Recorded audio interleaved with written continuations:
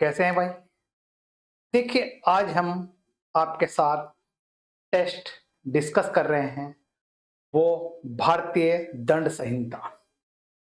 अब देखिए, भारतीय दंड संहिता के अंतर्गत तो वैसे पहले भी हमने बहुत टेस्ट लिए हैं।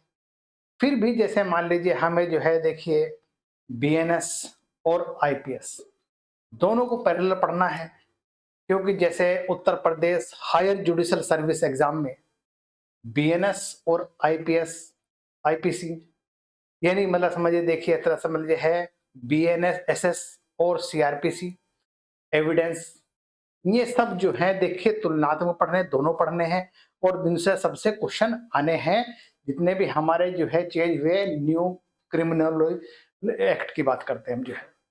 अब देखिए जो है इसके अंतर्गत देखिए हमारा जो है जो टेस्ट सीरीज चलाई है हमने वो है उत्तर प्रदेश हायर जुडिशियल, और ये आईपीसी जो है जो हमारे जितने भी जुडिशियल एग्जाम है उन सब में एक तरह से सहायक सिद्ध होगी।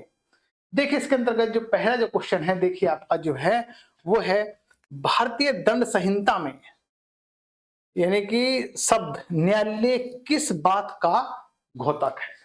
अब देखिए मतलब जो है इसे बताना है आपको जो है भारतीय दंड संहिता 1860 में शब्द न्यायालय किस बात का घोतक है। ए किसी सिविल न्यायाधीश के न्यायालय का, किसी ऐसे न्यायाधीश का जो केवल न्यायिक कार्य करने के लिए विधि द्वारा अधिकृत किया गया हो। सी उस कक्ष का जिसमें न्यायाधीश बैठता है। डी उपरोक्त में से कोई नहीं। अब देखिए मतलब जो है इसका जो बात करते हैं हम देखिए मतलब जो है यानी कि न्यायालय न्यायालय देखिए मतलब जो है इस बात का है यानी उस कक्ष का है जिसमें न्यायाधीश बैठता है, तो आंसर बना हमारा सी, यानी इसका सी आंसर बन जाता है। तो देखिए इसमें मैं बताया आपको न्यायालय किस बात का घोतक है। नेक्स्ट, निम्नलिखित में से सही उत्तर बताइए। अब देखिए इसमें जो है सही उत्तर बताना आपको जो है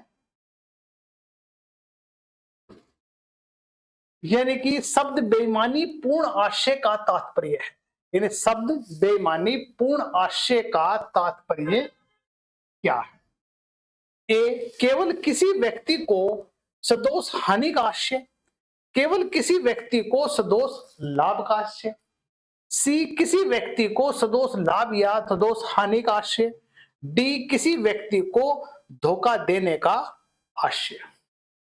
अब देखिए मतलब जो है बेईमानी पूर्ण आशय है क्या, देखिए आप ये यानी इससे क्या मतलब है देखिए आपका जो है यानी बेईमानी पूर्ण ऐसे जो मैं बताई ऑप्शन इसके अंतर्गत देखिए किसी व्यक्ति को सदोष लाभ या सदोष हानि का आशय से जो संबंधित है, इसका मतलब हुआ तात्पर्य यही हुआ बेईमानी पूर्ण आशय, यानी बेईमानी पूर्ण आशय मतलब हो गया देखिए किसी व्यक्ति को सदोष लाभ तथा सदोष हानि का आशय। आंसर बन जाता है इसका सी, ये आपका सी आंसर बन जाता है इसका जो है। नेक्स्ट, निम्नलिखित में से कौन सा कथन गलत है। देखिए अब इसमें आपको गलत कथन बताना है आपको। देखिए इसमें जो है ए किसी नगर पालिका का कोई कर्मचारी लोक सेवक नहीं होता है। कोई न्यायिक दंडाधिकारी लोक सेवक होता है। सी कोई अधिवक्ता लोक सेवक नहीं होता है। डी किसी विवाद को निर्णित करने के लिए किसी न्यायालय द्वारा नियुक्त किया गया कोई पंच लोक सेवक होता है। देखिए इसके अंतर्गत देखिए मैंने बताना गलत बताना है। देखिए अब इसमें जो गलत है देखिए जो है किसी नगर पालिका का कोई कर्मचारी लोक सेवक नहीं होता है, ये गलत है, यानी आंसर बना हमारा ए, इसका आंसर बन गया हमारा ए। नेक्स्ट, शब्द कपटपूर्ण को भारतीय दंड संहिता 1860 की किस धारा के अंतर्गत आशय से कपट कारित करना परंतु अन्यथा नहीं के रूप में परिभाषित किया गया है। ए धारा 15, बी धारा 19, सी धारा 25 और डी धारा 34। अब देखिए मतलब देखिए इसमें क्वेश्चन पूछ रहा है आपका जो है यानी कि जो है कपटपूर्ण यानी कि जो है आईपीसी में है किस धारा के अंतर्गत आशय से कपट कारित करना परंतु अन्यथा नहीं के रूप में परिभाषित किया गया है। देखिए इसमें आंसर बनेगा जो है, ये धारा 25 की बात करते हैं, आंसर बना इसका सी। नेक्स्ट क्वेश्चन, भारतीय दंड संहिता 1860 की धारा 34 में निम्नलिखित में से किसका प्रावधान किया गया है? अब देखिए इसमें बताना है 34 में किसका प्रावधान किया गया, एक संयुक्त दायित्व का, आणविक दायित्व का, मूल अपराध का या प्रतिनिहित उत्तरदायित्व का। अब देखिए इसमें क्या पूछ रहा है, वो आईपीसी की धारा 34 का देखिए इसमें जो है किसका मतलब जो है 34 का प्रावधान है, ए संयुक्त दायित्व का, बी मूल अपराध का, सी मैं बता आणविक दायित्व का और डी प्रतिनिधित्व दायित्व का। देखिए इसमें जो है आईपीसी की धारा 34 के अंतर्गत जो प्रावधान है वो संयुक्त दायित्व का है, यानी कि आंसर बना ए। तो आंसर इसका बन जाता है ए, आंसर बन जाता है। नेक्स्ट, भारतीय दंड संहिता 1860 की धारा 21 धारा में सामान्य आश्रय के संबंध में प्रावधान किया गया है, यानी कि मतलब देखिए एक तरह से मतलब देखिए आप जो है यह आईपीसी की जो है किस धारा में सामान्य आश्रय जनरल इंटेंशन का प्रावधान किया गया है, ए धारा 25, बी धारा 34, सी धारा 38, डी धारा 42। आंसर बन जाएगा इसका बी धारा 34। नेक्स्ट क्वेश्चन देखिए आपका जो है, भारतीय दंड संहिता 1860 किस धारा में संयुक्त आपराधिक दायित्व के सिद्धांत का प्रावधान किया गया है? देखिए मैं इसमें पहले भी डिस्कस किया आपका जो है धारा 34, धारा 42, धारा 44, धारा 48। कहने का मतलब देखिए यानी वो धारा बतानी है जिसमें संयुक्त आपराधिक दायित्व के सिद्धांत का प्रावधान किया गया है। तो आंसर बना आपका धारा 34 के अंतर्गत यानी 34। आंसर बन जाता है हमारा ए।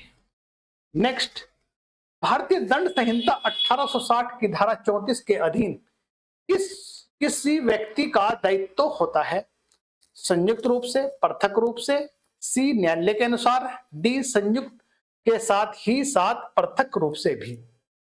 मतलब देखिए आप जो है इसमें देखिए आप जो है यानी कि आईपीसी की जो धारा 34 के अधीन किसी व्यक्ति का दायित्व होता है, वो देखिए आपका देखिए इसमें संयुक्त रूप से, पृथक रूप से, न्यायालय के अनुसार या फिर संयुक्त के साथ ही साथ पृथक रूप से भी। तो देखिए आंसर बना इसका डी, यानी कि संयुक्त के साथ ही साथ पृथक रूप से भी। आंसर बना इसका डी। नेक्स्ट, यदि कोई तीन व्यक्ति अपने सामान्य आश्रय से कोई अपराध कारित करते हैं तो वे उत्तरदायी होंगे, ए संयुक्त रूप से, बी संयुक्त रूप से एवं पृथक रूप से भी, सी केवल पृथक रूप से, डी उपरोक्त में से कोई नहीं। मतलब देखिए जो है इसमें क्वेश्चन पूछ रहा है आपका यह है, यदि तीन व्यक्ति अपने सामान्य आश्रय के कोई अपराध कारित करते हैं तो उत्तरदायित्व तो होते हैं वे। देखो जैसे पिछले क्वेश्चन की बात करते हैं संयुक्त रूप से एवं पृथक रूप से भी, यानी कि इसका आंसर बना बी। आंसर बन जाता है इसका बी। नेक्स्ट, जब किसी सामान्य आश्रय के अग्रसरण में कई व्यक्तियों के द्वारा किसी आपराधिक कार्य को कारित किया जाता है तब निम्नलिखित में से सही उत्तर बताइए। ए प्रत्येक व्यक्ति ऐसे अपराध को कारित किए जाने के प्रयत्न के लिए उत्तरदायी होगा, बी प्रत्येक व्यक्ति कार्य के उस भाग के लिए उत्तरदायी होगा जिसका उसने स्वयं कारित किया है, सी प्रत्येक व्यक्ति यानी कि देखिए प्रत्येक व्यक्ति ऐसे आपराधिक कार्य के लिए उसी प्रकार से दायित्व होगा मानो पूरा अपराध कार्य स्वयं उसके द्वारा अकेले ही कारित किया गया हो, डी प्रत्येक व्यक्ति ऐसे कार्य कारित किए जाने के अपराध का दुष्प्रेरण के लिए उत्तरदायित्व होगा। अब देखिए इसमें जो आंसर बनेगा आपका वो बनेगा आपका यानी कि प्रत्येक व्यक्ति ऐसे आपराधिक कार्य के लिए उसी प्रकार से उत्तरदायी होगा मानो कि पूरा आपराधिक कार्य स्वयं उसके द्वारा अकेले ही कारित किया गया है। मतलब आंसर बना इसका सी, ये सी आंसर बन जाता है। नेक्स्ट क्वेश्चन देखिए आप जो है,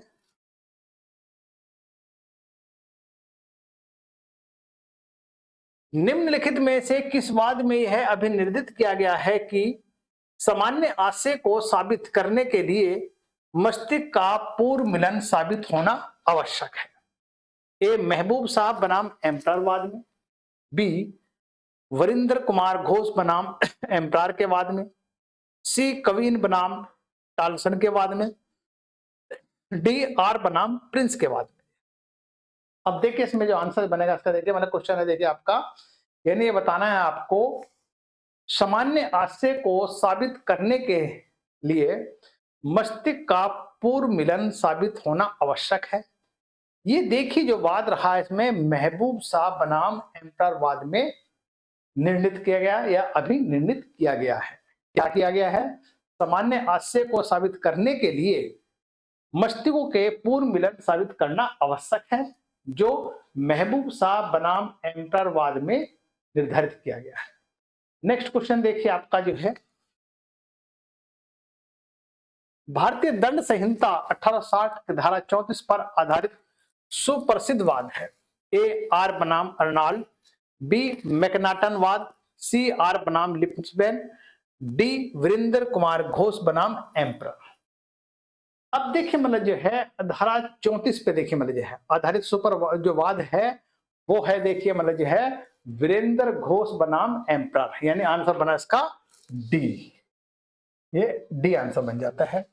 नेक्स्ट, निम्नलिखित में से सही उत्तर बताइए, सामान्य आशय पर आधारित संयुक्त दायित्व किसकी अपेक्षा करता है? ए सभी अभियुक्त व्यक्तियों का सामान्य आशय हो, बी आपराधिक कृत्य एक से अधिक व्यक्तियों के द्वारा कारित किया जाता हो, सी ऐसे आपराधिक कृत्य में अभियुक्त सक्रिय रूप से उपस्थित रहा हो, डी उपरोक्त सभी। अब देखिए इसमें देखिए आपका आंसर बनेगा, देखिए इसमें बन जाएगा आपका सभी, यानी आंसर बन जाता है डी उपरोक्त सभी, ये डी आंसर बन जाता है।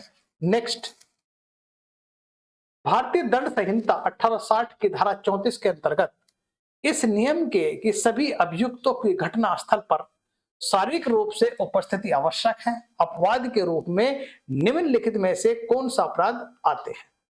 ए धर्म के विरुद्ध अपराध, बी मानव शरीर के विरुद्ध अपराध, सी विभाग के विरुद्ध अपराध, डी संपत्ति के विरुद्ध अपराध।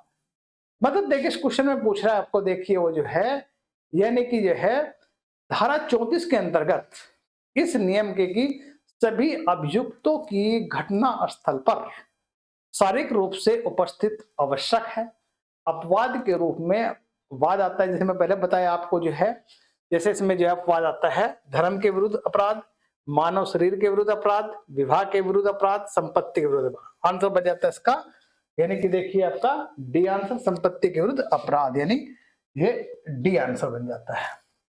नेक्स्ट, भारतीय दंड संहिता 1860 की धारा 34 के अधीन कोई अपराध कारित करने वाले व्यक्तियों के संयुक्त दायित्व के संबंध में निम्नलिखित में से गलत उत्तर बताइए। अब देखिए इसमें गलत बताना है आपको जो है, यानी कि जो है सामान्य आशय का यह तात्पर्य है कि प्रत्येक अपराधी को न केवल ऐसे सामान्य आशय की जानकारी हो वरन वे उसमें सहमत भी हो। बी सामान्य आशय का तात्पर्य यह है कि सभी अपराधियों के बीच केवल विचार विमर्श हो, चाहे वे उससे सहमत हो या ना हो।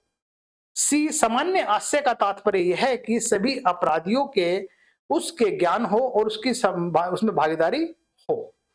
डी सामान्य आशय का तात्पर्य यह है कि सभी अपराधियों के विचार का पूर्व मिलन हो। अब देखिए इसमें जो है क्वेश्चन आंसर देखिए आपका जो है, यानी कि जो है आप इसमें आंसर बनेगा आपका, देखिए सामान्य आशय का तात्पर्य है कि सभी अपराधियों के बीच केवल विचार विमर्श हो, चाहे वे उसमें सहमत हो या ना हो। आंसर बन जाता है बी, इसका बी आंसर हो जाता है। नेक्स्ट,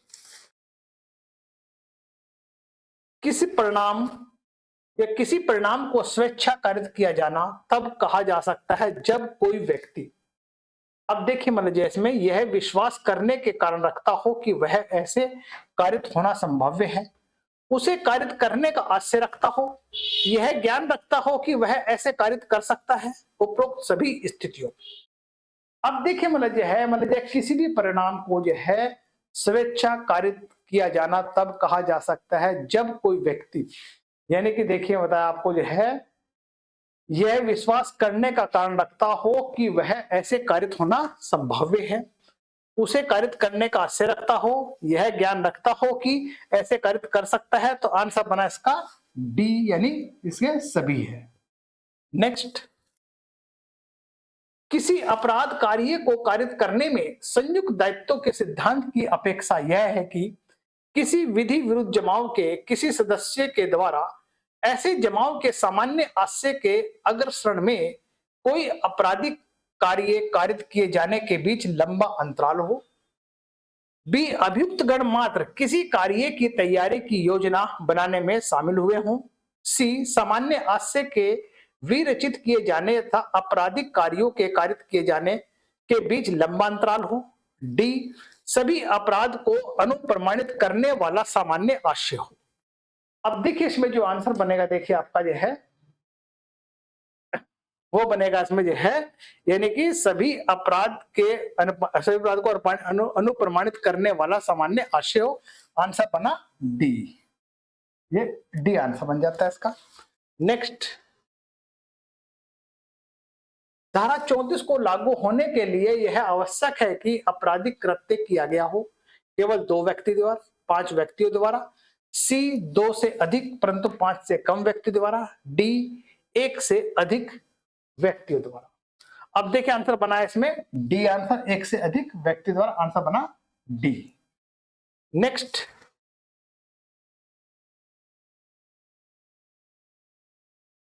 जबकि कोई आपराधिक कार्य कई व्यक्तियों द्वारा अपने सबके सामान्य आशय को अग्रसर करने में किया जाता है, ऐसा प्रत्येक व्यक्ति उस कार्य के लिए उत्तरदायी है।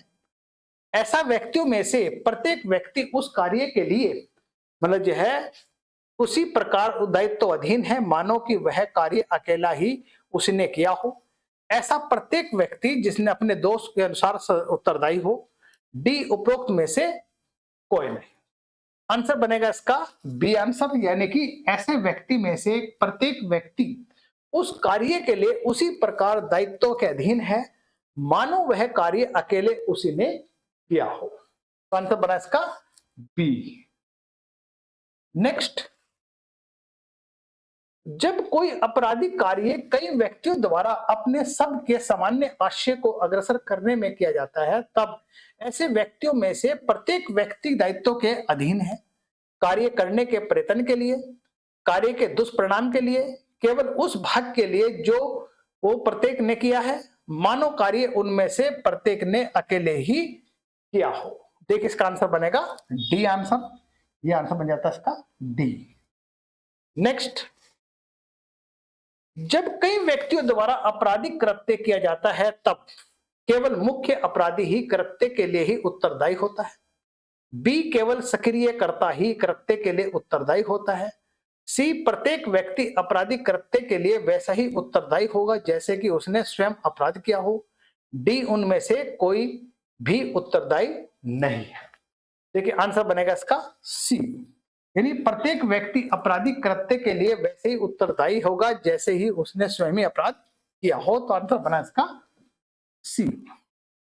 नेक्स्ट, निम्नलिखित में से किस वाद में सिंधु नदीवाद के नाम से भी जाना जाता है, यानी सिंधु नदीवाद के नाम से जाना जाता है। ए, दुख मोहन पांडे का वाद, महबूब शाह वाद, वीरेंद्र कुमार घोष का वाद, स्वर्ण सिंह कुमार घोष का वाद। आंसर बनेगा इसका महबूब शाह का वाद, यानी आंसर बनेगा इसका बी। नेक्स्ट क्वेश्चन, जब कोई आपराधिक कार्य कई व्यक्तियों द्वारा अपने सबके सामान्य आशय को अग्रसर करने में किया जाता है तब ऐसे व्यक्तियों में से प्रत्येक व्यक्ति दायी होगा मानो वह अपराध कृत्य अकेले उसी ने किया हो, अपने द्वारा किए गए कार्य के हिस्से के लिए, ऐसे अपराध के दुष्परिणाम के लिए, ऐसे अपराध के षड्यंत्र के लिए। देखिए इसमें आंसर बनेगा ए, मानो उसने यानी अब वह आपराधिक कृत्य अकेले उसी ने किया हो, तो आंसर बन गया हमारा ए। नेक्स्ट, निम्न वादों में से कौन सा एक वाद भारतीय दंड संहिता की धारा 34 से संबंधित है? ए, के एम नानावती बनाम महाराष्ट्र, निरेंद्र दत्त बनाम king emperor, Virendra Kumar Ghosh emperor Kedarnath बनाम पश्चिम बंगाल राज्य। देखिए आंसर बनेगा इसका वीरेंद्र कुमार घोष बनाम एम्परर, यानी आंसर बन गया सी। देखिए इसमें इतने क्वेश्चन में डिस्कस किया आपके साथ, एक बार चेक कर लीजिएगा क्या स्थिति आपके, कितने मार्क्स आ रहे हैं आपके जो है। देखिए आपसे फिर नेक्स्ट क्लास में नेक्स्ट टेस्ट के साथ फिर मिलेंगे। ओके।